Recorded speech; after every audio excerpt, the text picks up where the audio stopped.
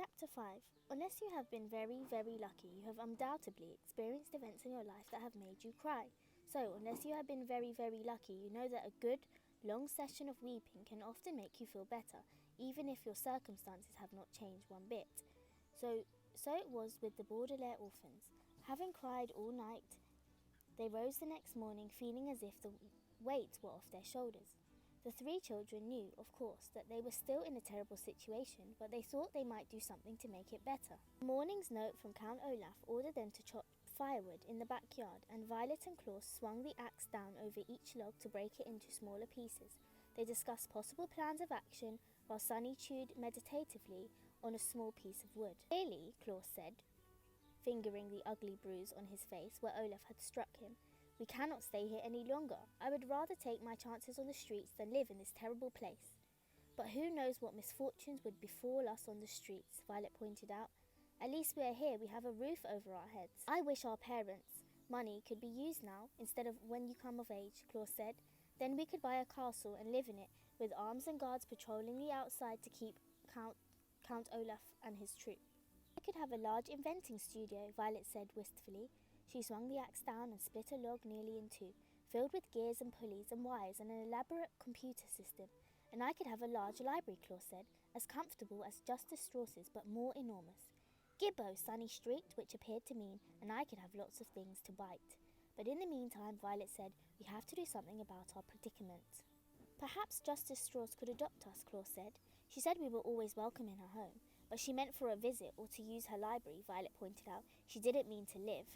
"Perhaps if we explained our situation to her, she would agree to adopt us," Klaus said hopefully, but when Violet looked at him, she saw that he knew it was of no use. Adoption is an enormous decision, and not likely to happen impulsively. I'm sure in your life have occasionally wished to be raised by different people than the ones who were raising you, but knew in your heart that the chances of this were very slim. "I think we should go and see Mr. Poe," Violet said. "He told us when he dropped us here that we could contact him at the bank if we had any questions." "We really don't have a question," Klaus said. We have a complaint." He was thinking of Mr. Poe walking towards them at Briny Beach with his terrible message. Even though the fire was of course not Mr. Poe's fault, Klaus was reluctant to see Mr. Poe because he was afraid of getting more bad news. "I can't think of anyone else to contact," Violet said. "Mr. Poe is in charge of our affairs, and I'm sure if he knew how horrid Count Olaf is, he would take us right out of here." He pictured Mr. Poe arriving in his car and putting the Baudelaire orphans inside to go somewhere else, and felt a stirring of hope. "Anywhere would be better than here, okay?" he said. "Let's get this firewood all chopped and we'll go to the bank."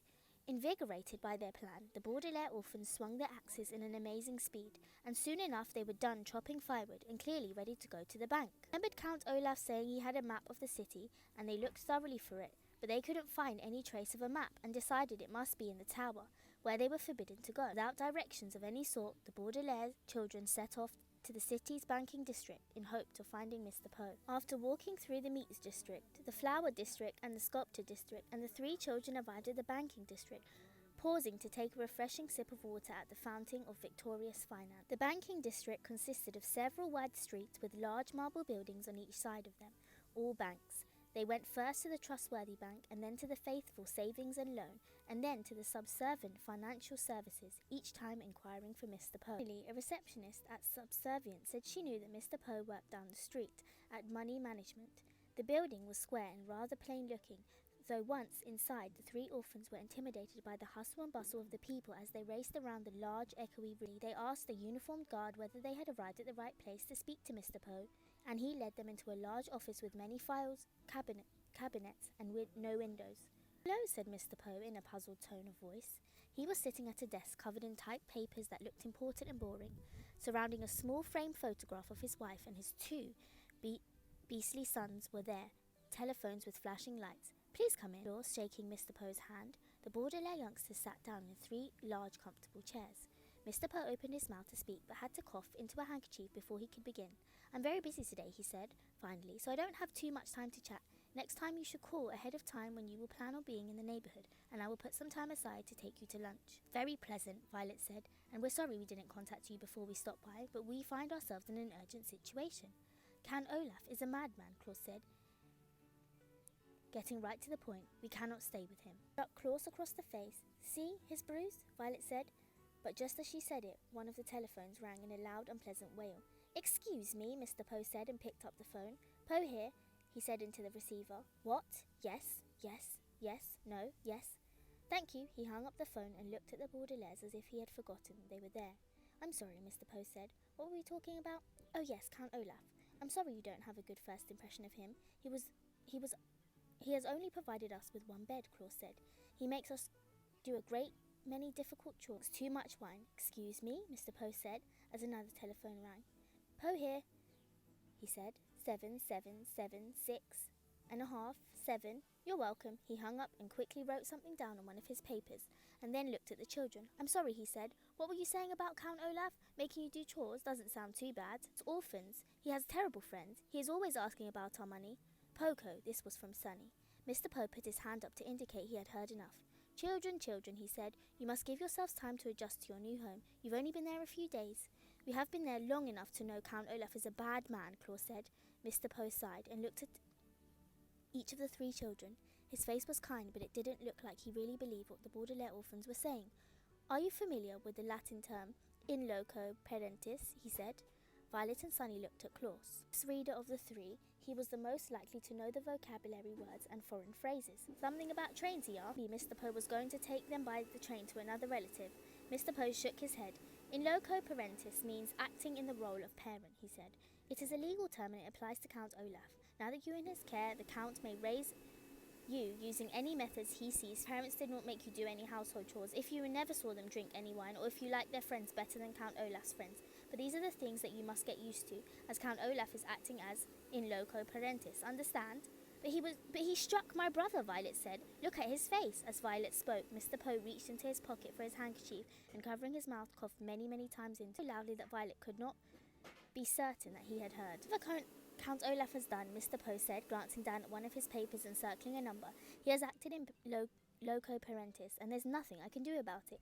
Your money will be well protected by myself and the bank, but Count Olaf's parenting techniques are his own business.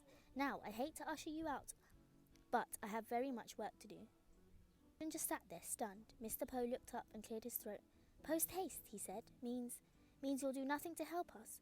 Violet finished for him. She was shaking with anger and frustration. One of the phones began ringing. She stood up and walked out of the room, followed by Claus, who was carrying Sunny. They stalked out of the bank and stood onto the street, not knowing what to do next. "What shall we do?" Claus said sadly. Violet stared up at the sky. She can invent something that could take them out there. "It's getting a bit late," she said. "We might as well just go back and think of something else tomorrow. Perhaps we can stop and see Justice Strauss." "But you said she wouldn't help us," Claus said.